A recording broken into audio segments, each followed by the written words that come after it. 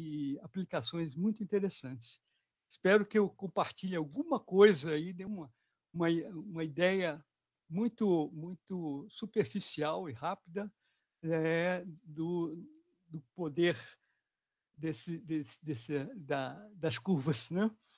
Então, eu vou falar sobre curvaturas de curvas planas. Eu estou no plano em vários contextos geométricos. Bem, primeiro vou falar um pouco do contexto geométrico. O que é a geometria no sentido que eu estou falando aqui? É a geometria de Felix Klein, né? Propriedades de grupo de transformações, né? No programa de Erlanger,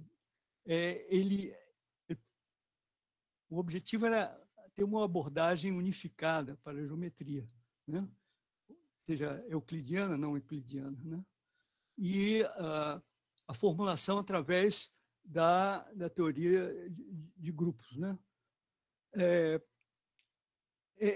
Essa teoria foi muito bem sucedida, é muito bem sucedida, porque ela tem muitos desdobramentos. Entre eles, eu gostaria de apontar aqui na simetria, na física, né? O trabalho de M. Noether, próprio Felix Klein, Lee, em geometria diferencial, né? O trabalho de... Eu vou ilustrar um pouco o trabalho de Cartan, e o método do referencial móvel. Obviamente, não se pode deixar de falar no próprio Klein e Poincaré, né? A ideia de uniformização, por exemplo, no caso de Kepler, perfis compactas que possuem métrica de curvatura constante. E posso citar também o trabalho de Thurston sobre uniformização de variedades tridimensionais e o teorema de geometrização. Tá? Essa mais ou menos toca as ideias que Klein preconizou. Aqui eu tirei uma visão do Terence Tao. Ele coloca disso, olha, então tudo bem, isso aí o que eu falei anteriormente sobre Klein tem a ver com a geometria, digamos, clássica, né? Então eu disse, não, você pode, do ponto de vista de Klein, você pode interpretar o seguinte, essa frase final muito interessante. O trabalho de Klein, a filosofia inicial de Klein, é como o princípio da relatividade especial, né, para a relatividade geral. Então, aí ele compara, bom, agora o que interessa são o par, né, de filomorfismos e o grupo de isometrias, o grupo, uma variedade com uma métrica, né? Então, nós estamos agora aqui tratando de coisas de dimensão infinita e, certamente, tratando de EDPs. No contexto que nós estamos falando de curva, né, que é um parâmetro só, o contexto é EDO, né, equações diferenciais ordinárias, mais especificamente, né, a equações diferenciais ordinárias de ordem 3, né, porque trata da derivada segunda, né. Aqui eu fiz um resumo, né, deixei a tabela para outros completarem, isso aí pode ser só uma ideia do que eu estou querendo falar sobre geometria clássica, né? Então, aqui nós temos o que eu chamamos de euclidiana. Então, qual é o grupo por trás? O grupo, essa ideia do semidireto simplesmente é questão de grupo, né? Você tem um grupo normal, subgrupo normal, mas pensa que você tem as translações e as rotações, né? Então, a geometria euclidiana, esse seria o grupo. Se você vai para chama afim especial, equiafim, essa segunda coluna, ela está indicando para a gente, bom, novamente nós temos as translações, mas aqui nós ampliamos o grupo. Esse aqui é um subgrupo desse aqui, porque esse aqui nós estamos com um grupo das transformações do plano que preservam a área, né? O determinante igual a 1. Então, é um grupo muito especial, né? E extremamente rico, belíssimo, e com muita simetria interessante. Aí você pode ampliar mais ainda para o grupo afim, né? Ou seja, agora eu vou considerar, em vez aqui você tem determinante 1, agora eu vou pedindo determinante não nulo. Ok? Então, você pode fazer, né? De acordo com Klein, você pode ter todas as ideias, né, que você encontra aqui num curso de geometria diferencial de curvas, né?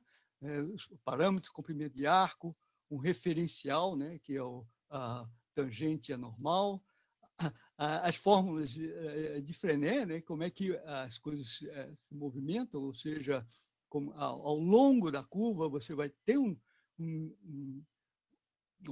referencial normal, né, ortogonal, e você tem as fórmulas de Frenet, essa que é a ideia do Cartan, né? Você vai derivando esse referencial e as derivadas são escritas em termos do referencial. Então, essa ideia de compatibilidade é que dá a ideia de invariantes, né? Você pensar que você tem a função, ou seja, a curva e suas derivadas sucessivas, e depois de um certo tempo você vê que as derivadas sucessivas dependem das primeiras derivadas, então se você tem, digamos, as equações de compatibilidade. Né? Também um aspecto importante, clássico, né, que é usar a teoria de contato para definir curvatura como objeto geométrico. Né? Aqui a curvatura aparece como objeto diferencial, digamos assim, um invariante diferencial. Aqui a curvatura, na teoria de contato, a curvatura aparece como como é que você pode aproximar por curvas de curvatura constante, tá bom? Essa que é a ideia, né? Então, e finalmente a curvatura aparece também naturalmente quando você considera problemas variacionais, né? Que eu estou chamando essa última coluna aqui são extremais. Então você pega, digamos, um parâmetro comprimento de arco, você pega a integral, né, da curva de um ponto ao outro e você quer minimizar a distância, né? Então isso aí seria o conceito de extremal. E aí, quando você aplica os métodos variacionais, naturalmente aparece esse invariante, a curvatura. Tá?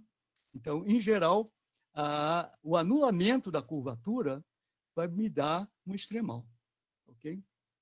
E aí o estudo desses extremais é interessante para você ver, por exemplo, bom, é claro que aqui no caso euclidiano, né, as extremais são retas, então você tem uma maneira de aproximar, tá? As curvas por essas retas, por essas extremais, etc. Tá? Esse conhecimento todo é muito enriquecido se você amplia o grupo. Tá? Se você amplia o grupo, aparecem novos invariantes, evidentemente, diferentes dos atuais, e a teoria de contato amplia-se imensamente. Né?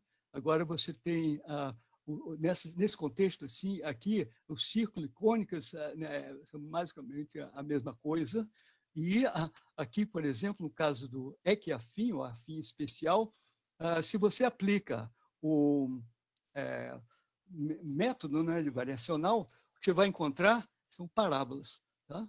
E é muito interessante que nós vamos comentar isso, quer dizer, estou aqui esboçando o plano da minha fala, minha palestra, como é que essas parábolas elas são extremais, mas elas, de fato, a parábola, elas não minimizam o que seria o comprimento né, afim, mas na realidade é o máximo, o índice é diferente. Tá? É interessante, você tem um objeto que no caso aqui, o objeto que nós estamos estudando aqui, são as curvas convexas, tá bom? Então, você pode analisar esse mesmo objeto, a curva convexa, sobre vários aspectos, mudando o quê? Mudando o grupo de simetrias, tá bom? Eu vou, talvez, aqui, não vai ter tempo de repetir toda essa coisa que eu vou detalhar aqui um pouco mais no caso afim, que é afim, e aí eu passo para o caso projetivo, que é extremamente interessante, clássico, né? Temos, por exemplo, as extremais, o estudo das extremais foi feito por Lee e Poincaré, é um trabalho bastante clássico, porém, as contas são bem pesadas, porque, na realidade, aqui as coisas já estão no nível da derivada terceira, derivada segunda, terceira, etc. Mas aqui, por exemplo, se você for olhar em termos dessa linha aqui da teoria de contato, você já está com contato cúbico, né? Por quê? Porque se ampliou o grupo. Quando você amplia o grupo, você aumenta a simetria, você tem mais simetrias possíveis. Então, com isso, o contato se faz quer dizer, o contato entre cônicas vai ser absolutamente inócuo. Todas elas vão ter essencialmente o mesmo contato com a mesma cônica, né? Então, o que você vai distinguir esses objetos geométricos vai ser pelas cúbicas, tá? Então, é mais ou menos esse o plano. É certo que a gente pode entrar em outras áreas, né? Quer dizer, a centro-afim, onde você escolhe no seu referencial um ponto, né? Como um ponto de simetria, certamente a geometria conforme, e, nesse contexto, também no caso da geometria discreta, né? Também temos os conceitos de curvatura discreta. Ok, então vamos começar um pouco aqui. Isso tudo, né? Como é que você trata desses problemas, né? A ideia é que você tem uma... Eu não vou fazer isso aqui, porque quis mais ou menos limitar o escopo, né, do background, etc., dos que se precisa saber. Mas a ilustração, isso aqui é só para ilustrar como que você pode estudar essa questão analisando apenas como simetrias ou propriedades do grupo mesmo, tá? Então, para isso, para estudar essas propriedades, você faz uma representação do grupo, em geral, uma representação matricial aqui, no caso, eu estou falando dos grupos afim, equiafim e ortogonal, né, e euclidiano, né, porque no caso o grupo projetivo, aí nós vamos ter um grupo bem maior, né, porque vai ser essencialmente o grupo das transformações lineares de R3, né, módulo R, né, então é um grupo muito maior, né, mas aqui no contexto bidimensional puro, né, digamos assim, você tem essa parte aqui que corresponderia a como é que o seu triedro, diedro, no caso, né, ele está variando, e esse aqui exatamente seria a posição, né, é o vetor de translação. Então, a ação se dá, né, conforme essa matriz A, você tem as matrizes ortogonais, né, como eu falei, determinante 1, determinante diferente de 1. Bom, então, só para completar essa visão, Cartan, né, nós sabemos que o teorema de existência e unicidade, né, teorema de existência, unicidade de equações diferenciais ordinárias, né? Tá aqui essa sigla. Ele diz que se você tem uma curva, dá uma função curvatura, digamos assim, uma candidata à curvatura, existe uma curva, né? E satisfaz que a curvatura dela é a função dada. Mas esse problema está indeterminado, ele depende da escolha de um ponto inicial, portanto, ali está vendo, né, como é que é a translação, né, do grupo, e um referencial ortogonal, que é representado por uma matriz 2 por 2, então está vendo claramente como que fica situado o grupo, né? Você dá essas condições iniciais e existe evolução, né, no grupo, né, essa transformação, e que vai gerar todas as curvas, né? Então, a ideia, né, você pode fazer, no caso geral, você considera um referencial ao longo, aqui está errado, uma referencial móvel ao longo da curva, né, e o grupo, o seu grupo de isometrias, agindo a partir de um referencial escolhido, como eu falei aqui. Você tem um referencial escolhido, né? Um ponto inicial, referencial. A partir disso, então, você evolui com a ação do grupo, você vai ter, então, um referencial, né, móvel. Agora, estudar a variação desse referencial é simplesmente derivar em relação ao parâmetro, t, né? Então, você vai ter essa equação e você pode transformar, né, aqui a equação do referencial, ela, de fato, vai ser uma equação que depende, uma equação linear, que depende dessa matriz, né, G', né, que essencialmente é como, se a pessoa que conhece um pouco de grupo de Lie, o que você está fazendo é trazendo para a álgebra de Lie, né? Então, você está trazendo para o tangente ao grupo, na identidade, através desse transporte aí, né, que é exatamente a trivialização que você faz. Você tem o G', seria um vetor tangente, né, à órbita, e aí você traz, né, digamos, pela ação à direita, né, pela inversa, você traz para a álgebra. Então, você vê tudo que interessa exatamente a evolução dessa matriz aqui. Tá? Essa matriz, algumas vezes, é chamada matriz de Cartan do grupo. Então, essa que é a ideia interessante, brilhante de Lie, né? Você estudar essa geometria, né? Tudo bem, você tem essa ideia de que é um grupo de isometrias, mas, na realidade, as propriedades geométricas, todas interessantes, estão no grupo. Tá? Então, você traz para o grupo esse problema. Aqui está um exemplo, né? Aqui, no caso, você pega o caso euclidiano mesmo, né? Você tem uma matriz de rotação, um vetor, né, de translação, e seria um elemento do grupo, né? E a matriz de Cartan, digamos assim, seria uma matriz dessa forma. E aí você vê claramente, não vou esquecer, isso aqui é simplesmente uma translação, isso aqui não é muito... É interessante que aqui você vê exatamente, se olhar aqui, você tem a rotação, né? Então você vê aqui exatamente a forma de Frenet, né? A derivada, né? O referencial muda como a taxa de variação do ângulo da rotação ao longo da órbita, né? Então, como é que o que você está interessado é simplesmente a ideia da indicatriz tangente. Né? Agora você tem um triedro móvel e a única coisa que interessa para você é ver como é que esse ângulo vai variando, né, ao longo da órbita. Isso é exatamente a fórmula de Frenet, né? E esse aí a gente batiza, né, a teta-linha como sendo a curvatura, a taxa de variação do referencial móvel ao longo da curva. Tá? Também estou falando caso geral, depois vou entrar em casos específicos, mas o que é um extremal, né? Para ser mais específico, você tem uma ação, né? Você pega o parâmetro, que eu chamo de parâmetro normalizador, eu chamo de comprimento de normalizador, porque eu não gosto de dizer que é comprimento de arco para todos os casos, porque na realidade não é comprimento de arco, né?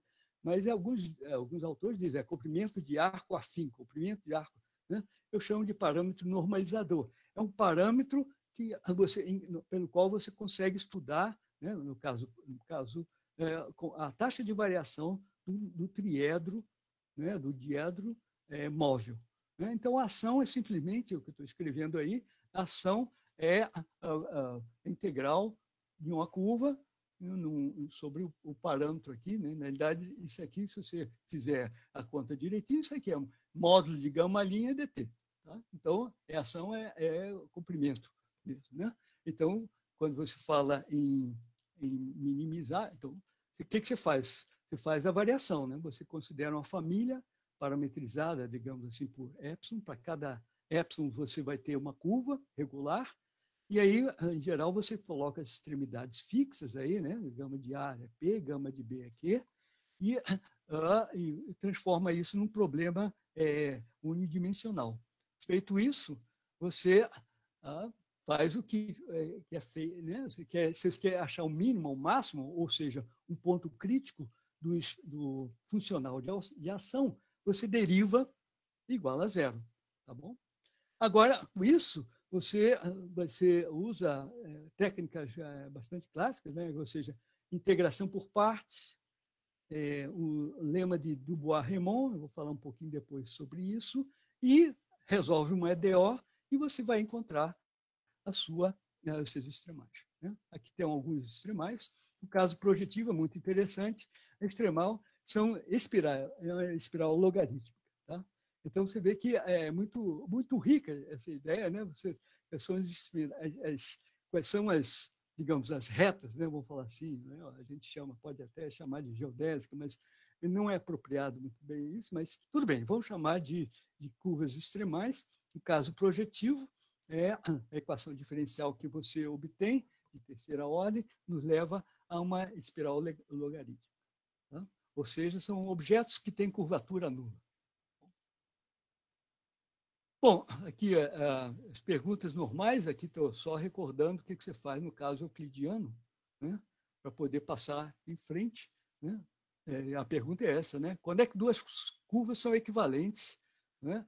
Equivalentes em relação à geometria que você está estudando, ou seja, existe um elemento do grupo, né, que leva uma curva sobre a outra. Tá? Então, estudar invariantes, estudar os objetos que permanecem constantes ao longo dessas transformações. Em geral, para o nosso caso, esses invariantes dependem de uma função ou de suas derivadas de ordem superior. Tá? Coisas importantes que anotar também, que você tendo um parâmetro bom, né? Ou seja, um parâmetro normalizador, você tem uma forma normal bem bonitinha, bem interessante, né? Usando as relações do grupo, né? E aí você tem, aqui só resumindo, no caso euclidiano, né? Aqui tem a noção de vértice, né? Que é o ponto de máximo e mínimo local da curvatura. E aí você tem o teorema do quatro vértices, né? Que diz que se você pega uma curva de Jordan, né? Regular, simples e fechada, então ela possui pelo menos 4 vértices. E a recíproca é verdadeira também. Ok. Ou seja, se você pega uma curva, você pega uma função com 2, na realidade é 2 máximos e 2 mínimos, né? Então, existe uma curva fechada no espaço euclidiano, então, que a curvatura, que essa função dada é a curvatura dessa curva. Tá? Ou seja, o teorema fundamental das curvas, ele dá um resultado local, né? Porque eu uso o teorema de existência e unicidade. O interessante é quando você vai para o caso mais geral, você tem, se você quiser uma curva fechada, você vai ter condições topológicas, né? Vai ser uma espécie de condição topológica para estudar. Ok, vamos entrar aqui um pouquinho mais de detalhes sobre a curvatura afim especial. Eu não vou definir claramente, mas o espaço afim é o espaço que a gente estuda da geometria analítica, né? Onde a gente pode somar ponto e vetor. Na realidade, o espaço afim ele é como se fosse o espaço tangente ao R2. Né? Tem um ponto e um vetor aqui, tá? Associado. Né? A direção é importante. Okay? O grupo, como eu falei, é o grupo que preserva a área. E aí, se você considera uma curva qualquer, se ela for convexa, e aí essa vai ser a hipótese daqui para diante, se ela for convexa, então aqui está denotando o produto, isso aqui é o determinante da matriz formada por esses dois vetores, o produto vetorial, digamos assim. Né? É o determinante os dois vetores são linearmente independentes sempre, né, no caso convexo, então esse aqui é sempre diferente de zero para a curva. Então, você pode, por uma mudança de coordenadas, né, obter uma normalização, que é dizer que o paralelogramo, né, está dizendo aqui que a área do paralelogramo formado pelo vetor tangente e o vetor aceleração, né, com esse parâmetro é igual a 1. Tá? Então, essa escolha do parâmetro, digamos, normalizador, comprimento de arco afim. Tá? Um exercício bem interessante, é muito simples. Se você tiver a curva com parâmetro comprimento de arco euclidiano, então, observe, o comprimento de arco afim está relacionado com o comprimento de arco euclidiano com a curvatura euclidiana elevada a 1/3. Tá? Essa ideia de 1/3 é muito interessante, porque é regra da cadeia, né? Porque imagina que você faz uma mudança de coordenadas aqui só uma reparametrização. Se você sai com uma regra da cadeia, se você deriva uma vez, vai sair a derivada vezes a derivada da reparametrização. Ok? Se você deriva novamente, você vai ficar com a derivada segunda vezes a derivada da reparametrização, que aqui vai ficar ao quadrado, e mais uma coisa que depende da derivada da reparametrização, vezes o vetor nessa direção. Então, eles se anulam. Né?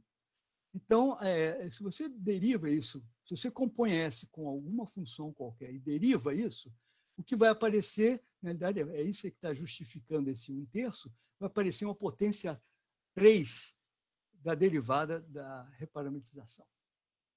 Ok? Isso é um exercício bem simples, você substitui, né? Você imagina que gama está parametrizado por comprimento de arco, substitui e faz a mudança de coordenadas adequada. Tá? Então, vai aparecer esse 1/3 aqui. Ok. E aí você tem o que a gente chama de referencial móvel ao longo da curva. Aqui está errado, aqui é gama linha, gama duas linhas. Tá?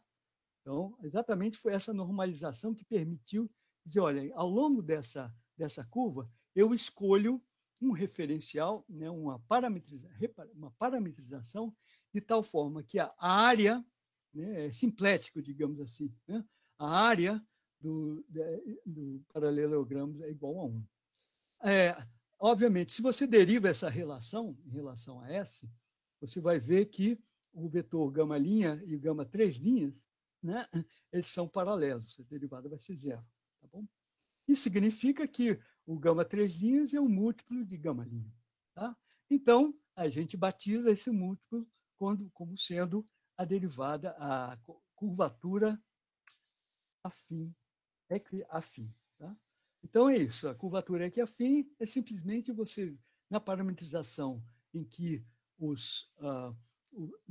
a área do vetor tangente com o vetor aceleração é igual a 1, você deriva, olha para a terceira derivada, você vai ter essa equação diferencial de ordem 3 aí, e esse coeficiente é o que a gente define como sendo a curvatura afim. A gente tem várias definições de curvatura afim, eu vou dar mais uma aqui, que eu acho bonitinha, interessante. Você considera o seguinte, vamos esquecer que a gente já definiu curvatura, vamos fazer uma construção afim. Tá bom? A construção afim é o seguinte, eu estou com uma curva convexa, então você fixa um ponto na sua curva, digamos que eu estou chamando de T0, e vou para frente e vou para trás, tá certo? T1 antes de T0 e T2 depois de T0. E agora você acha T2 definida da seguinte forma, o segmento que vai de gama T1 até gama T2 é paralelo ao vetor tangente a gama no ponto T0. Tá? Ou seja, o que estou dizendo é que se você pega a diferença, né, do ponto final menos ponto inicial, o produto, né, o produto exterior, ou seja, o determinante dessa matriz, né, quando você pega o vetor tangente, isso é igual a 0. Está exatamente dizendo que esse vetor é paralelo a esse, ou seja, os dois vetores são linearmente dependentes. Ok? Bom, você obtém isso, se a curva é convexa, você sempre pode resolver essa equação. E aí você toma o seguinte, que chama de curva medial. Você pega o ponto médio, né, do segmento, né, que liga esses dois pontos, gama T1 e gama T2. Tá? Ok, então, você, primeiro, T0 está fixo, dado T1, você obtém T2, em seguida, dado T2, né, você tem o ponto médio entre os segmentos. Tá? Então, eu deixo para, né, que isso aqui é um invariante por transformações afins. Né? Quer dizer, na realidade, transformações afins elas podem ser definidas por preservar a convexidade, né? Preservar simplexos, né? Se você pegar triângulos, leva em triângulos, etc. Né? Então, você tem a ideia, né, do invariante afim formulado em termos de levar simplexos, né, objetos convexos em objetos convexos, preservar isso. Tá? Em particular, segmentos, vão impor segmentos, e preservando distância, e aí o fato de você ter o ponto médio diz que você tem, essa é um invariante afim. Ok. Então, agora eu quero definir alguma coisa no ponto T0. Você aplica o teorema da função implícita, blá, blá, blá, e calcula a derivada dessa função, e faz esse limite, né? Em cada ponto você tem a derivada. Deixa eu ver a próxima figura. Está aqui. Então, aqui está a nossa curva, aqui eu fixei um ponto, dado um ponto aqui, eu sigo a reta paralela à tangente aqui, vai encontrar exatamente um ponto, e esse ponto eu marco, esse é o nosso T2. Tomo um ponto médio, e agora eu vou fazendo isso para cada T1.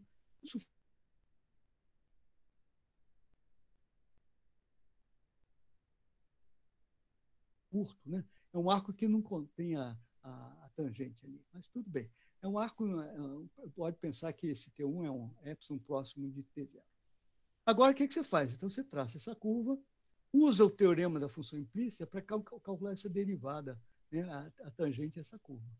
E aí o que você vai observar é que é claro que quando você vem para cá, você vai ter a derivada da curva vai ser zero, mas se você deriva, você faz essa conta, né?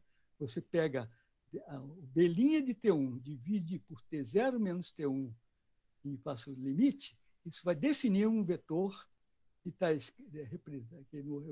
não está representado, mas a intenção aqui, está vendo? A tangente ela é linearmente independente com o vetor tangente a curva, ou seja, tangente a beta e a tangente a minha curva inicial gama, elas são linearmente independentes.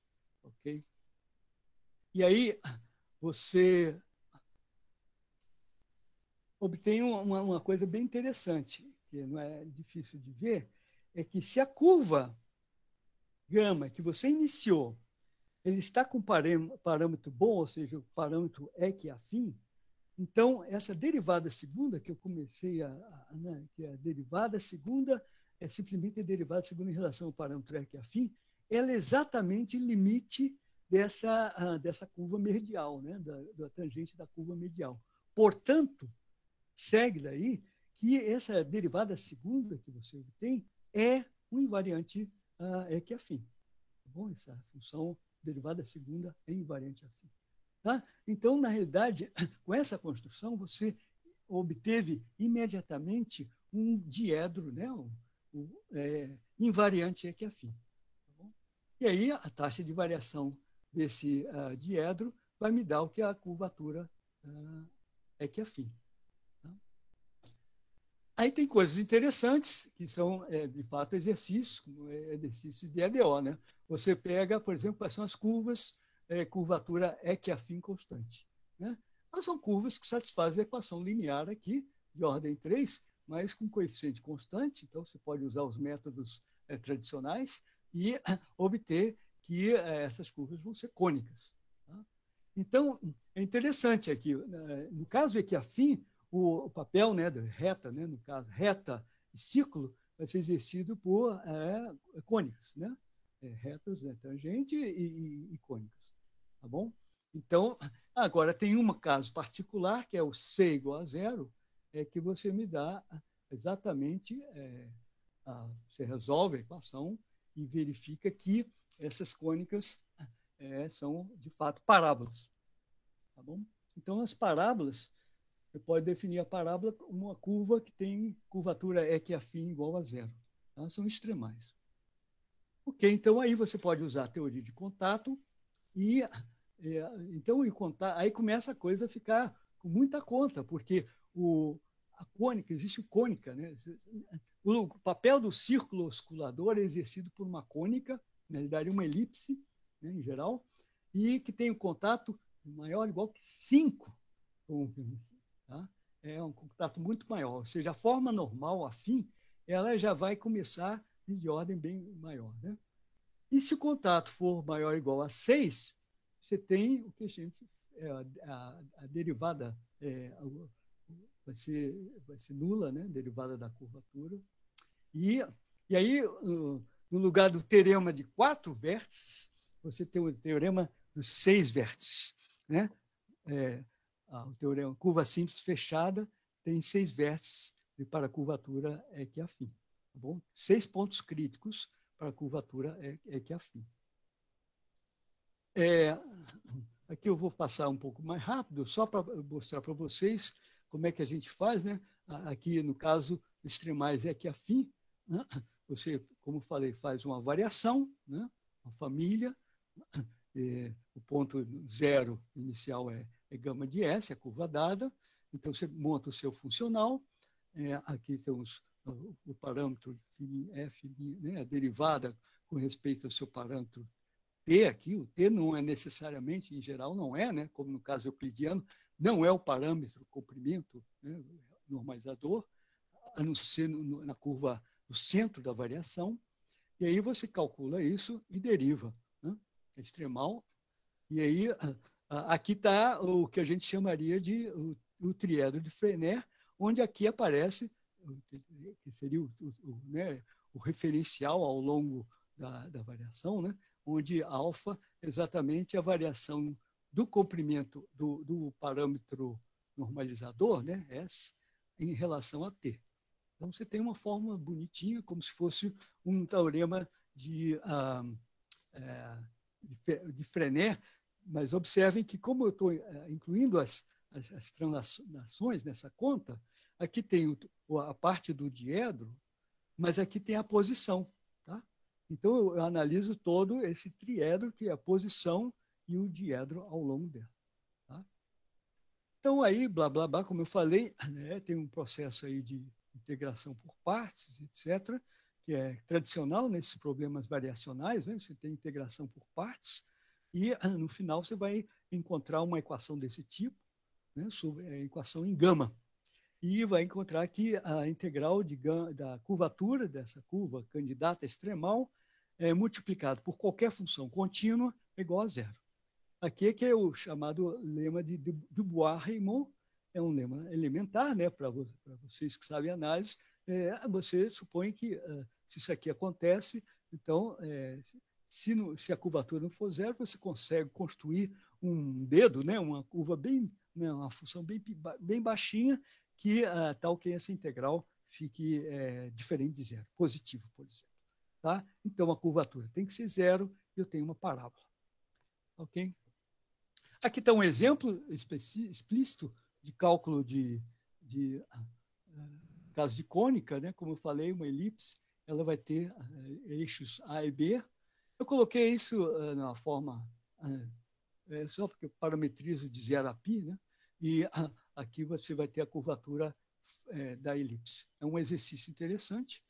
E o caso da curva, só para concluir, se você tem a cônica osciladora, né, você escreve a equação da cônica, já com uma posição boa, né, você pega os S igual a zero, passando no zero, os vetores normais, na direção é 1, na direção é 2, então a sua cônica tem que ter esse aspecto aqui, e aí você quer resolver A, B, C, né, de tal forma que ao longo de gama seja de contato 5.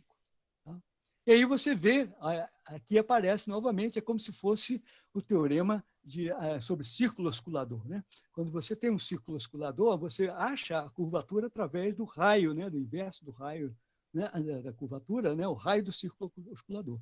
Aqui, de maneira semelhante, você tem como que aparece aí um invariante, que é um contato da curva com uma cônica, né? Com uma elipse.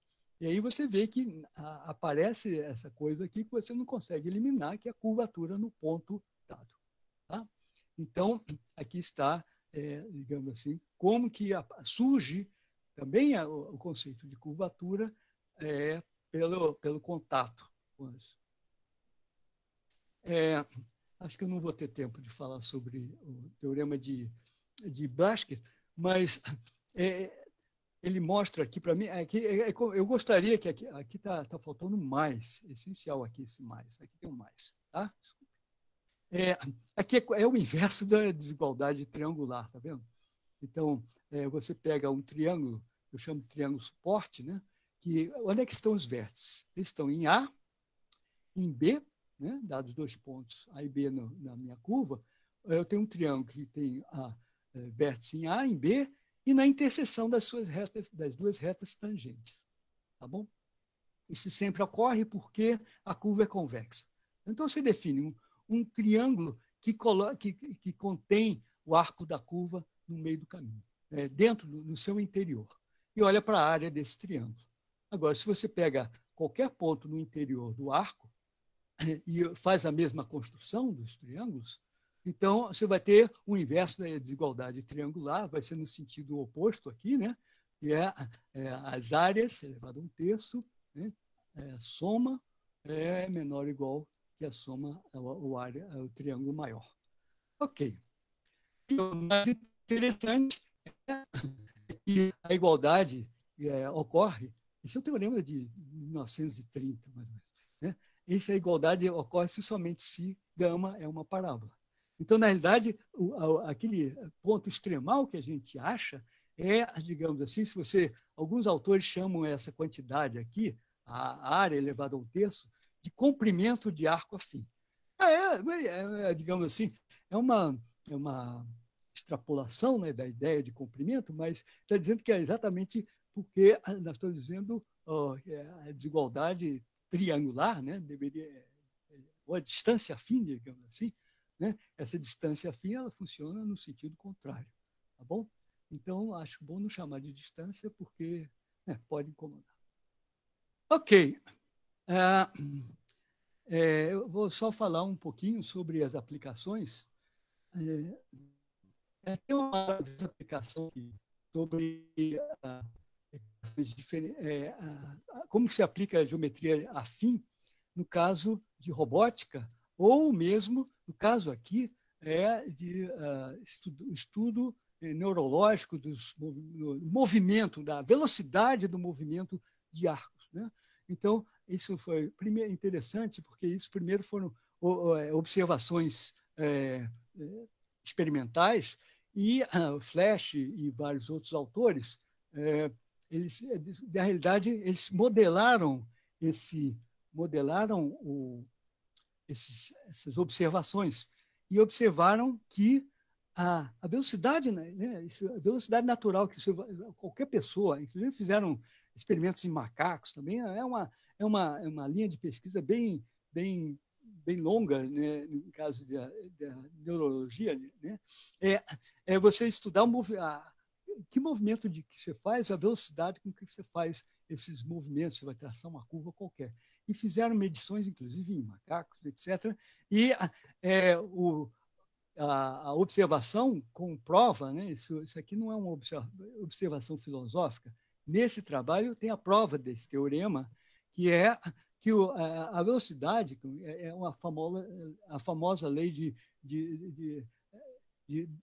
2/3, né? Você tem que movimento a velocidade angular é proporcional, né? Se você vai traçar uma curva, velocidade angular é proporcional a 2/3 da velocidade que você está fazendo ao longo da curva. Portanto, se conclui que a maneira natural de você observar essa velocidade com que a pessoa traça parábolas, etc. Ou, né, mesmo assim, você pensar em espirais, né, velocidade ela vai diminuindo na medida que a curvatura euclidiana diminui, né? Então, curvatura aumenta, desculpe. Então, essa a velocidade do traçado desse movimento, né, do movimento tratado, na realidade é uma velocidade afim. Ok. Com isso, eles dizem, olha, bom, os movimentos parabólicos, agora, qual é a relação isso com computação gráfica? Em vez de, você pode usar como spliners, né? Com interpolação de curvas para fazer aproximação gráfica, você pode usar segmentos de parábolas. Por quê? As parábolas são sensíveis a duas coisas, direção, ponto e direção. Tá? Quando eu dou 2 pontos, isso não é suficiente para definir a parábola que otimiza, né, extremal. Você precisa ter as direções também. Tá? Então, as parábolas formariam o que a gente chama de uma estrutura elementar sobre o traçado de curvas. E vários autores, Marcus Kreise e Lewinter, eles fizeram estudos computacionais sobre como você utiliza essas poligonais parabólicas para aproximação de funções. Então, isso queria dizer que essas coisas não são só elucubrações que vieram de Felix Klein, mas têm aplicações práticas imensas. Tá bom? Finalmente, eu gostaria de dizer que, para hamiltonianos, a geometria afim, né, está lá nas primeiras frases do livro do Arnold, que a geometria afim é a geometria do hamiltonianos, porque você tem posição e velocidade. Né? Uma das primeiras coisas que o Arnold observa no seu livro, né, para estudar campos de forças, central, etc., ele observa isso, né? Que, na realidade, o contexto correto para estudar a geometria dos hamiltonianos é a geometria afim. Feita a propaganda, eu vou finalizar, eu acho que eu tenho mais 3 minutos, né, se não me engano. Sobre o plano projetivo, nós temos já o mesmo roteiro. Tá? A gente tenta fazer a mesma coisa. Agora, você começa com uma curva em dimensão 3, mas você tem a relação, né, que define que x, y, z é equivalente a lambda x, y, z, e com isso você tem, se você tem um isomorfismo linear, ela baixa, né, para o espaço projetivo. Então, agora nós estamos interessados na geometria gerada por esse grupo projetivo. Né? Então, uma curva paramétrica é uma curva no espaço projetivo. Tá? E aí você tem outras coisas mais interessantes, aí, por exemplo, as duas cônicas quaisquer no plano projetivo são equivalentes. Né? Então, digamos assim, é fácil ver, é só uma questão de fazer conta. Né? E a conta é semelhante a uma coisa que eu estou fazendo aqui. Né? Quer dizer, essa abordagem seria ingênua. Você pensa num gráfico, aqui está o gráfico, e tem a sua expansão de Taylor, e aí, o que você tenta fazer? Tenta fazer uma forma normal projetiva. Faz uma transformação projetiva, dessa forma aqui, substitui as variáveis, blá, blá, blá, anula, determina B1, B2, né? De tal forma que a nossa curva fica com o nosso gráfico fica com esse aspecto aqui. Você elimina vários termos e fica com um termo de grau 5. Tá bom? Esse termo de grau 5 você não consegue anular por uma transformação projetiva. Bom, se eu não consigo anular, eu digo, opa, aí provavelmente tem um invariante projetivo. Ok? Então, essa seria uma forma normal projetiva. Tá bom. O que significa essa confusão de números aqui? Né? Isso não diz nada. Só diz que provavelmente isso vai ser um invariante projetivo. De fato, isso está realizado. Né? Como interpretar, né, em termos projetivos, o coeficiente de grau 5. E aí entra a razão cruzada. O invariante projetivo mais mais famoso, né, é a razão cruzada de 4 pontos, definido dessa forma aqui.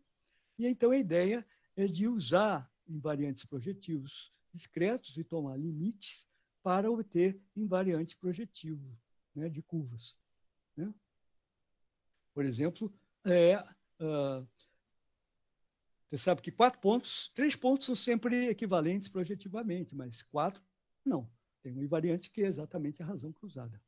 Então, você poderia fazer uma construção desse tipo. Né? Você pega um ponto e aí você tem a sua curva, pega mais 4 pontos nele e projeta em cima de uma reta. Né? E aí você pode medir a razão cruzada desses pontos. O teorema de Desargues, né? O teorema diz que não depende da transversal que você pega. Isso já é uma coisa boa. Você pega a transversal numa posição muito boa, né? Escreve como um gráfico, põe aqui, por exemplo, x igual a 1 e faz essa conta. Então, para cada, digamos, escolha de 4 pontos, você vai ter a razão cruzada desses 4 pontos aqui.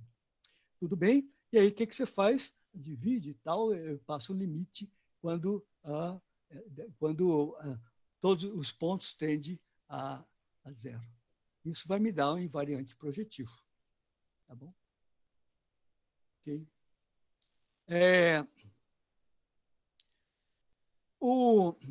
Essa é uma maneira de fazer. Outra maneira de fazer seria escolher um parâmetro normalizador. Tá bom? Esse parâmetro normalizador é obtido da seguinte forma. Pega uma curva qualquer, gama. Eu escrevi dessa forma, mas não precisa, né? Porque você pode multiplicar por lambda aqui, né? Então, na realidade, a sua curva é x, s, y, s, z. Então, e você se propõe, você sabendo que essa curva é convexa, então, esse determinante, gama, gama' e gama duas linhas, é sempre diferente de zero. Como aí o terceiro vetor, esse gama três linhas, né, ele vai ser dependente do resto dos vetores, tá? Desse triedro. Agora nós estamos com um triedro formado pela posição, velocidade e aceleração. Então, você escolhe, você escreve, na realidade, você tem uma equação diferencial que relaciona o vetor derivada terceira com esse triedro. Você normaliza buscando um parâmetro tal que isso aqui fique igual a 1. Esse parâmetro, por incrível que pareça, é dessa forma. O parâmetro dzeta é a curvatura, a derivada da curvatura afim elevada a 1/3 ds. Esse é o parâmetro afim. Tá?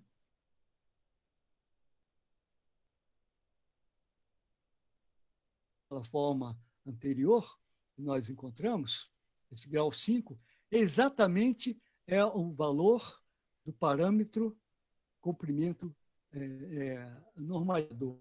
O objetivo, esse valor aqui, que é a derivada curvatura φ, elevado a 1/3. Então, está relacionado com isso.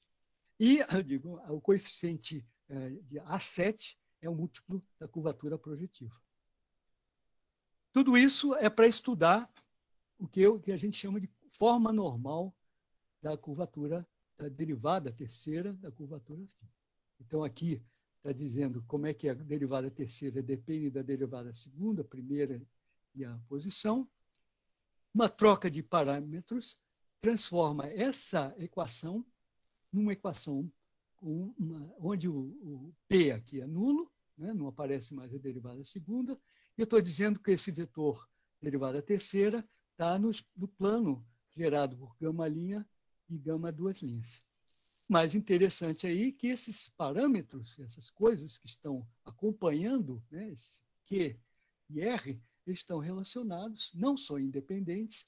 Na realidade, aqui, esse parâmetro é o que a gente chama de curva projetiva, curvatura projetiva de gama. Ok? Bom, e aí você faz todos, aí você consegue a receita e você vai ter todos aqueles indicadores, né? A primeira variação, como que fica todos os referencial móvel e interpretações geométricas dos invariantes que nós obtivemos. Eu vou parar por aqui, porque o meu tempo terminou. Deixo aqui algumas referências, porque são referências extremamente úteis, o trabalho de Calabi e Olver, né? Esse aqui como eu falei, do Marx Kreiser, do Thomas Levitt e do Bourvin, é sobre como é que você faz a aproximação por polígonos parabólicos, né? Aqui o trabalho do Flash Hansel. Tem outras bibliografias lá, mas esse aqui é uma exposição muito boa sobre geometria afim. Tem mais outros 2 trabalhos. Aqui no nosso texto do colóquio, você vai encontrar uma bibliografia bastante grande, bem vasta, e nós fizemos o que eu acho interessante, que o Ronaldo fez, assim, tem vários exercícios bem interessantes e projetos que a gente chamaria projetos de iniciação científica sobre o tema. Eu acho que poderia, talvez, motivar o pessoal a trabalhar nessa área. Tá bom? Então, termino aqui. Obrigado. Bom,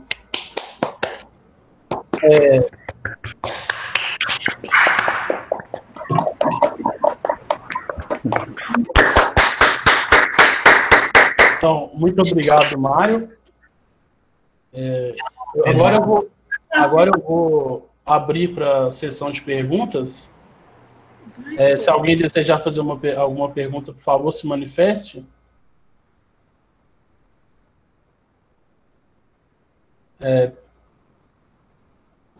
Alguém deseja fazer alguma pergunta?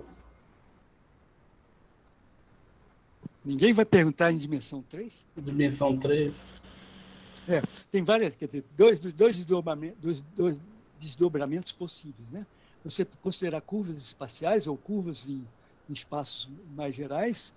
E também uma coisa muito interessante é você considerar superfícies do ponto de vista afim, tá? Geométrico afim, né? Isso aí realmente é uma área de pesquisa bastante vasta, bem interessante. Transportar para a geometria afim os conceitos de curvatura, etc., que a gente conhece na geometria euclidiana. Então, aí tem muito. E aí, mais ainda, mais para frente, você pode considerar variedades modeladas em espaço afim. É outra grande área de geometria, né? Ou seja, são variedades cuja geometria, na hora que você faz a transformação de coordenadas, você exige que seja uma transformação afim. Então, são modeladas no espaço afim. Aí, meu caro, é uma área de pesquisa extremamente interessante.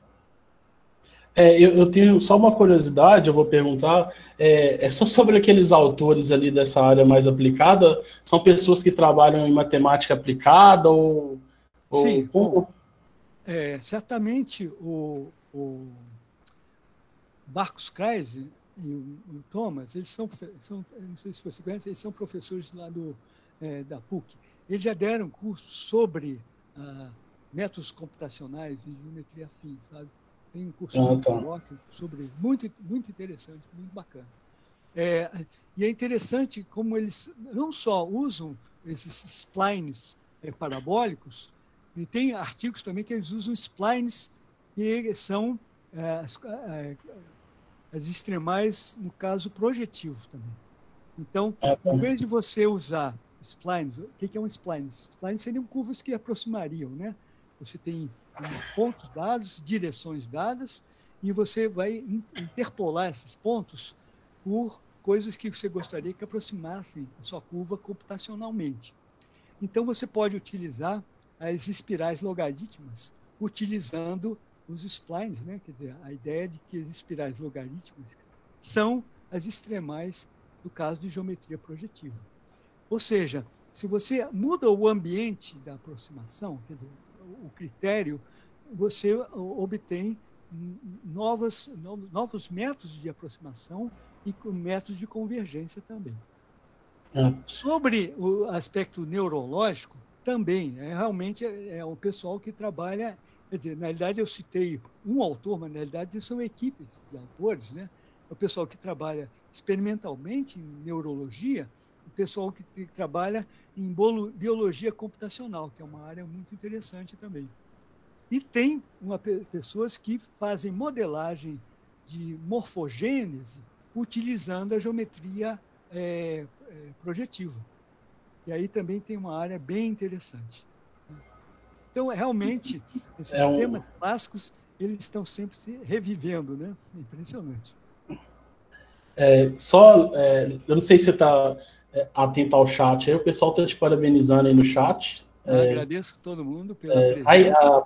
A professora Inês, aqui do nosso departamento, falou que ia perguntar justamente se havia alguma coisa em variedades tridimensionais classificada por perto. Era justamente a pergunta dela.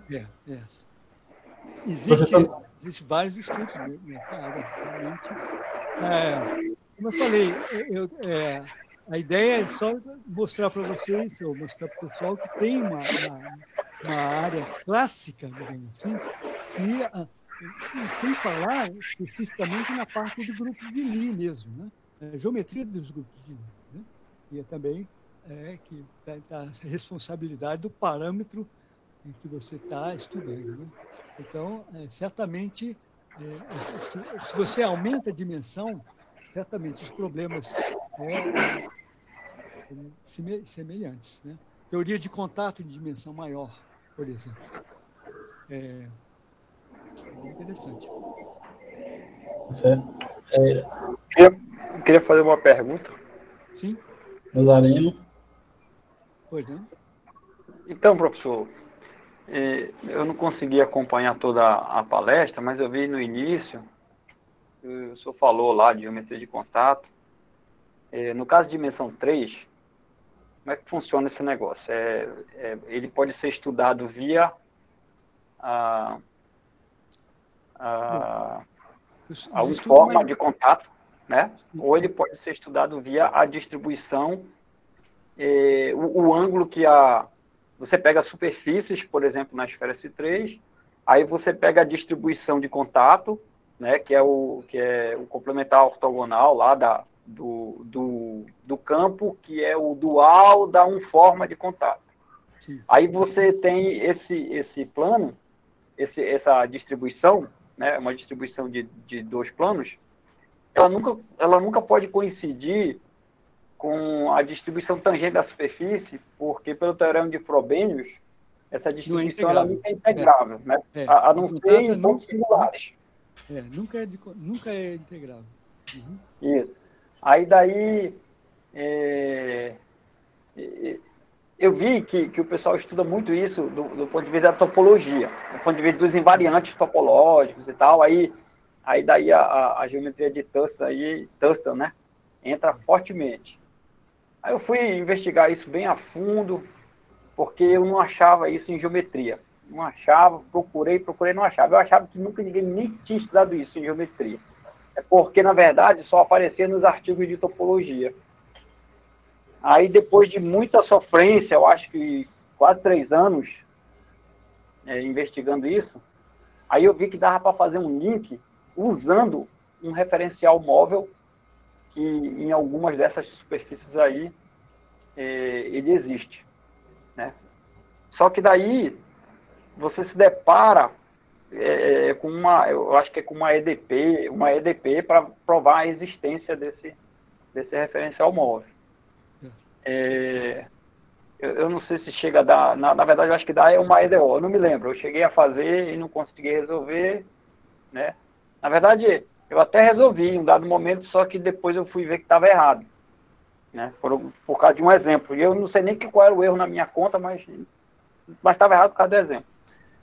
Aí daí, o que aconteceu? Aí eu fui atrás, aí achei o professor, como é o nome dele? Gudlau Thorbergson. Ele é bem especialista nessas coisas. Certo. Porque ele lá da Universidade Zucol, da Alemanha. Uhum. Aí eu achei lá umas coisas dele, aí vi esqueci, Perrone, um cara chamado Ferroni, que melhorou o trabalho de alguém que eu não me lembro agora. Aí eu vi a existência desse referencial móvel. É um referencial bem específico, mas ele ajuda muito na conta por causa você consegue fazer aparecer o ângulo de contato, que é o ângulo entre esses planos aí, essas distribuições, tangente e distribuição de contato. Aí você consegue colocar esse referencial, só esse tipo de referencial, você consegue colocar em termos desse ângulo. Aí o que acontece? Quando você tem isso, aí você joga lá nas equações, né, de compatibilidade, e você coloca tudo em termos do ângulo. Aí você consegue fazer um monte de coisa. Por exemplo, você consegue provar que na esfera S3, a única superfície com ângulo de contato que é constante é o tal de Clifford, se eu não me engano. E você consegue fazer mais outras coisas. Aí você consegue estender isso para as métricas de Berger, né? E em outras geometrias de dimensão 3, não só a esfera C3 e a esfera de Berger, mas também em outras, né? Umas aí até que você falou aí. A minha pergunta é a seguinte: esse tipo de coisa que eu estou falando, estudar do ponto de vista dessas distribuições, qual a relação aí com essa teoria que você está falando? Bom, quando eu falo, em geral, o contato, você tem a estrutura simplética, tem estruturas, você muda a estrutura, você tem problemas geométricos diferentes. Tá? Quando eu falo em contato, falo contato do sentido clássico, e você vê as tangências, por exemplo, quando a gente estuda a geometria, né, você pega contato com esferas, né, contato mesmo, ou seja, você está querendo saber como é que você usa a função distância ou função altura para entender alguma coisa do objeto geométrico seu. Tá? É nesse sentido que eu estou falando contato, ou seja, é você olhar para tangência entre superfícies, tangências de ordem maior, ok? Esse é o contexto de contato que eu estou mencionando. Tá? O contexto que você está falando é mais pertinente à simplética, né? A geometria simplética. Então, você tem na forma simplética, você tem, claro, você tem variedades de contato, como você mencionou, né? A esfera S3, as mais famosas, ou níveis de energia de hamiltonianos, né? Exato. Esses são as coisas de contato mais importantes, né? E aí tem maneiras de você estudar essas variações, mas aí a geometria fica bem diferente, né? Porque você vai estudar o que a gente chama de geometria no espaço cotangente ou no espaço tangente, né? No fibrado cotangente ou no fibrado tangente. Tanto o fibrado cotangente como o fibrado tangente, eles têm geometrias próprias. E aí sim, aí você vai ter essa possibilidade de você ter, por exemplo, o fibrado cotangente, a variedade simplética, e como eu falei, se você pega o nível de hamiltoniano, você tem, né, muitas vezes tem variedades em contato, mas essas estruturas de contato, em geral, quer dizer, você tem teoremas locais, mas os problemas globais são muito mais complicados, né? Então, a gente passa para interseção lagrangiana, para outro tipo de problemas que tem um mundo geométrico. A geometria é completamente, eu diria que é bem diferente da geometria diferencial tradicional. É como você pensar, por exemplo, deixa eu dar um exemplo para você, que você pega o plano hiperbólico complexo. Tá? Isso tem uma estrutura, né, totalmente de grupos, etc. Mas você tem uma estrutura subjacente, que é a estrutura de métrica de Fubini Studio, que é uma métrica de geometria diferencial. Então, o que a gente tenta fazer é estudar a geometria diferencial de objetos geométricos mais gerais. Então, o seu objeto geométrico é uma subvariedade de uma variedade de contato. Então, você pode tentar estudar a geometria diferencial desses objetos. Ou seja, então você tem que estar falando aí na parte digamos, se você tem a parte simplética, na parte da geometria diferencial, sem olhar para a forma simplética. Okay? E você está interessado em fazer a compatibilidade dessas duas coisas. Aí sim, aí entre equações de estruturas, EDP pesado. Realmente, Maynard-Kordasi, tipo Maynard-Kordasi, né? Sistemas exteriores, aí é outro mundo bem mais amplo do que eu mencionei aqui na minha palestra. Então, é exatamente isso. Foi tudo isso aí que eu me deparei, eu acho que eu fiquei estudando isso, eu acho que foi de 2011 até 2014, 2015, mais ou menos. Aí me deparei com tudo isso que o senhor falou. Eu estou vendo que o senhor entende mesmo do assunto, porque é exatamente isso. Eu sou curioso, porque realmente esse assunto é imenso, é muito vasto. Então, você vai tocando pequenas partes dele, sabe? Porque meu interesse são hamiltonianos com simetria. Então, necessariamente, você entra nessa questão, né? Você tem redução simplética, você tem a geometria na redução, entendeu? Então, é por aí que é o meu interesse. Entendeu? Então, eu via que era por aí. E o invocado, que era o que eu queria, o que eu achava que sabia fazer, não tinha nada, ninguém tinha feito nada. E daí, se eu quisesse continuar, porque eu estava me interessando, eu queria fazer a minha tese nessa época, eu queria fazer minha tese nisso aí. Aí acabou que eu desisti e fui fazer outra coisa. Uma coisa mais fácil que isso. Vamos dizer assim. Mas o que aconteceu? Só que depois, quando eu defendi, eu continuei investigando isso daí. Aí toda vez. Aí fui estudar esse negócio aí. Tudo isso aí que o senhor falou, fui estudando aos poucos. Tem um tempão. Aí depois eu percebi que dava para fazer mais fácil.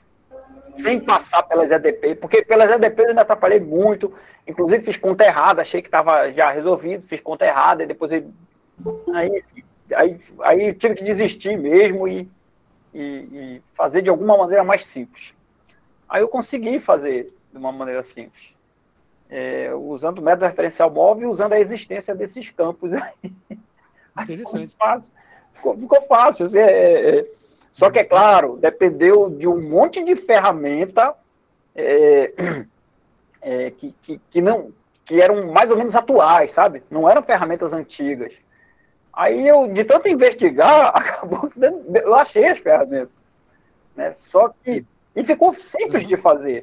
Muito simples. Assim, eu consegui fugir desse mundo todo que o senhor falou. Eu ainda fiquei de estudar isso aí para ver se eu aprendo isso tudo. Mas ficou difícil pra caramba para mim. Assim, não dava, não. Eu tenho que deixar esse negócio mais simples. Aí consegui fazer. Inclusive... Você chegou a publicar isso? Publiquei 2 artigos disso. Um eu publiquei sozinho, que foi esse primeiro. Aí o outro eu publiquei com um cara da China, chama Niwei Chui, o nome do cara. Porque eu mostrei para ele numa palestra, eu falei, olha, eu tô com esse problema. Quem resolver esse problema aqui, eu acho que dá um artigo. Aí ele resolveu. Olha, eu sei fazer. Então vamos. Aí a gente juntou. Foi mais 2 anos de sofrência. E a gente fez na esfera de BG. Porque não era trivial passar. Eu fiz na esfera S3, não era trivial passar esse problema na esfera de BG. E eu sabia por que não era trivial. Eu falei para ele, não é trivial por causa disso aqui, mas se tiver alguma técnica que eu saia daqui e vá para cá, aí eu consigo fazer o resto. Aí ele sabe, não, eu tenho esse lema aqui, a gente prova esse lema, com esse lema você faz o resto. Aí beleza, aí ele fez o lema. Aí depois foi trabalhar, demorou muito, porque depois a gente teve que construir exemplos e tal, mas depois a gente conseguiu, porque a esfera de BG ela tem uma vantagem de você pegar os exemplos da esfera S3 e vai perturbando lá devagarinho até chegar no que você quer. Aí foi o que eu fiz. Mas não foi tão trivial assim, demorou pra caramba. Aí depois, a gente fez uma outra coisa que é muito geral, assim. Para qualquer variedade de dimensão 3, a gente conseguiu retornar as contas para a esfera de BG, só que isso daí não está publicado. Isso daí é da tese do aluno meu aí da UFAM, se chama Francisco Teval da Silva Feitosa. É muito bom esse capítulo da tese dele, é muito show. É sobre isso. Aí Aí, finalmente, na tese dele, nós conseguimos colocar o que eu estava querendo. Só tem um problema. A gente não conseguiu ainda uma aplicação fora da esfera de BG e fora da esfera S3. Aí por isso que o artigo está parado. Mas está lá, está feito. E é fácil. Não é difícil. É só continha lá, conhecer o móvel e pronto. Mas é isso. Ótimo. Valeu aí, professor, pela palestra. Obrigado. Muito bom. Professor, tem mais uma pergunta no chat. Obrigado pelos comentários. Muito bom. Tem uma pergunta no chat. Sobre do Hudson? Do Hudson, é isso. Seria a FIS no espaço Minkowski. Não sei, nunca fiz. Acho o espaço Minkowski muito interessante e extremamente relevante. Eu acho que poderia tentar pensar em alguma coisa nesse sentido, né? Porque tem muitos conceitos que passam e outros não passam, né? Então, acho que, quem sabe, fazer uma... Na realidade, como eu falei, tem mais problemas interessantes do que soluções interessantes. Ele abre esse assunto, acho que pode abrir muitos projetos interessantes.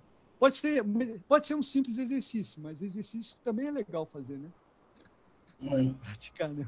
Ok? Obrigado pela pergunta, Hugo. Sim. Alguém gostaria de fazer mais alguma pergunta?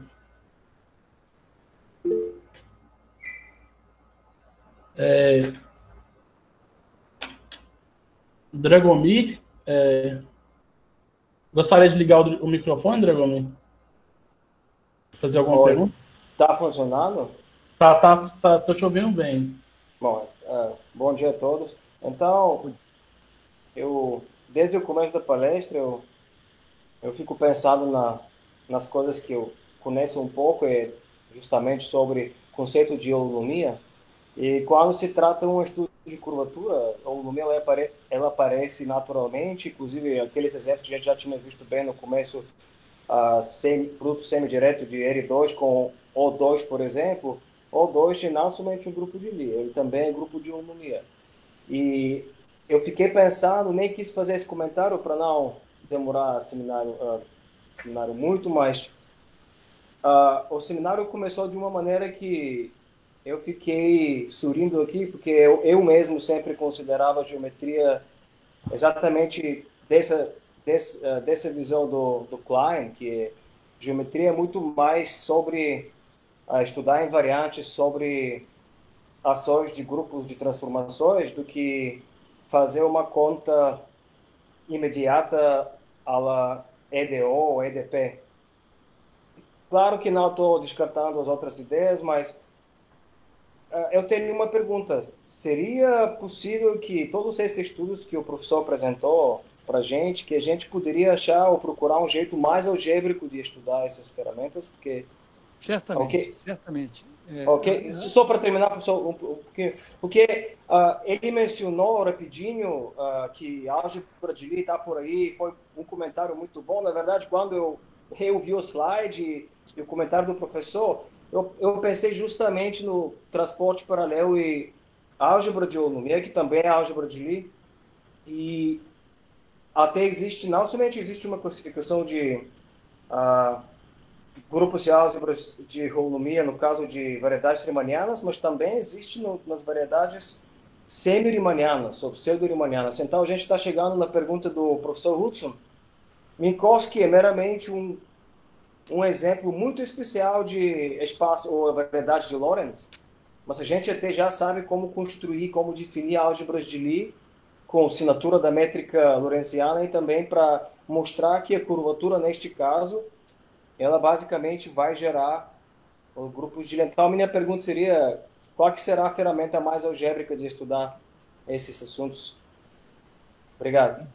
Bom, pelo que eu conheço, realmente são os grupos de Lie. Na realidade, é você jogar por exemplo, uma maneira de olhar as extremais como sendo subgrupos a um parâmetro, por exemplo, né? Isso, esses objetos que você vai pegar subálgebras, e aí você vai pegar objetos interessantes e estudar esse contato no contexto do grupo de... O espaço onde está agindo é uma coisa subjacente, né? Então, na verdade, as informações geométricas importantes estão na estrutura do grupo. Tá? Eu concordo inteiramente. Quer dizer, toda a filosofia é de você estudar as propriedades dessas coisas de triedro, etc., tudo em termos da subálgebra. Tá? Sim. Certamente. Mas já foi feito algo nessa direção ou não muito? Já tem alguma coisa feita, mas, na realidade, a gente vê muita conta, entendeu? Faz-se conta. Mas, assim, eu não conheço, também não sou um especialista nessa área, mas eu não conheço uma teoria geral que trata disso. Eu acho que o que tem de geral é você estudar, por exemplo, a geometria, essa coisa clássica, né? Se você estudar como é que as subálgebras se enquadram dentro do fluxo geodésico em grupos de Lie, tá? Que vai desde os trabalhos de Arnold, né? Você utiliza isso, e agora o pessoal faz isso em dimensão infinita também, para hamiltonianos, etc., né? Mas, em geral, essas coisas estão muito associadas a dois tipos de coisa, né? Muita conta, né? E sobre equações diferenciais em grupos de Lie, etc., sistemas dinâmicos em grupos de Lie, e você estudar, como eu falei, o caso que aqui me interessa é da redução simplética, onde, de fato, toda a geometria do hamiltoniano, toda a parte interessante, está na parte reduzida, onde você olha as órbitas coadjuntas, essa parte todinha que está na álgebra de Lie, ou, na realidade, na coálgebra de Lie, no dual da álgebra de Lie. Então, é o que eu posso dizer. Não posso dizer mais. Mas talvez não vai ser possível a gente esperar que uma abordagem meramente algébrica vai capturar tudo, né? Eu não sei o que você chama de... Não, só em termos da álgebra de Lie? Tá falando? Sim, só o termo de álgebra de Lie. Tipo, a gente pega a álgebra de Lie, a gente começa tentando todas as ferramentas algébricas que a gente conhece, até ferramentas de topologia algébrica, se puder. Não sei, agora estou só especulando, né? Não sei também. Não, isso eu não sei. Porque você já falou que mesmo as contas no sentido clássico de EDO já estão muito difíceis, bastante difíceis, digamos assim. Já vimos que na dimensão 2 já temos bastante trabalho para fazer. Isso. E eu fiquei tentando imaginar, claro, como você já comentou, a gente poderia até pensar nas superfícies, hipersuperfícies, só que curvatura, no caso de superfície, hipersuperfície é muito mais, conceito mais complexo, não é? Certo, certamente. Até subvariedades. Quando eu estou falando de curvatura de uma variedade, de maneira geral, tem várias curvaturas. Qual a curvatura que eu vou estudar? Exato. Qual é a apropriada? Do Riemann, qual a apropriada? Seccional. Claro, estão relacionadas de uma outra maneira, só que o próprio Berger disse no livro dele, a Panoramic View, se não me engano, da geometria, que não se preocupem se vocês não entendem de curvatura, porque ninguém entende completamente, né? E eu concordo com ele. Eu acho que... Isso é dramático, né? A gente não tem... Sim. Mas essa ideia, então, é olhar de diversos aspectos, né? Por isso eu tentei passar essa ideia de que determinados objetos geométricos eles têm que ser olhados de vários pontos de vista, né? Acho que isso é que é a mensagem que a gente pode ter, né? Objetos que são relevantes, eles vão aparecer de diversas maneiras, né? E é aí que está a riqueza, né? Como você relaciona um com o outro, né? Acho que essa que seria a mensagem da palestra, entendeu? Muito obrigado, professor. Okay. Infelizmente, eu não posso responder completamente a sua pergunta. Eu não tenho conhecimento. Não, mas já deu para mim, eu estou satisfeito. Muito obrigado. Então, Alguém queria fazer mais alguma pergunta? Então, se a gente não tem mais nenhuma pergunta, nós vamos encerrar por aqui. Eu agradeço a presença de todos, em especial agradeço a Mário por ter aceitado o convite. Muito obrigado, Mário. Foi minha Espero primeira experiência online. Então, foi muito boa, excelente palestra. Eu espero que assim que tudo isso passar, você possa nos visitar aqui presencialmente. Eu sei que você está dando uns pulos aqui do lado, né, em Belém. Tem ido em Belém, né? Então, não custa vir aqui em Manaus agora, né? Certamente. Será um prazer. Muito obrigado pela presença de todos. Até a próxima. Até a próxima, pessoal. Obrigado. Até mais. Tchau, gente.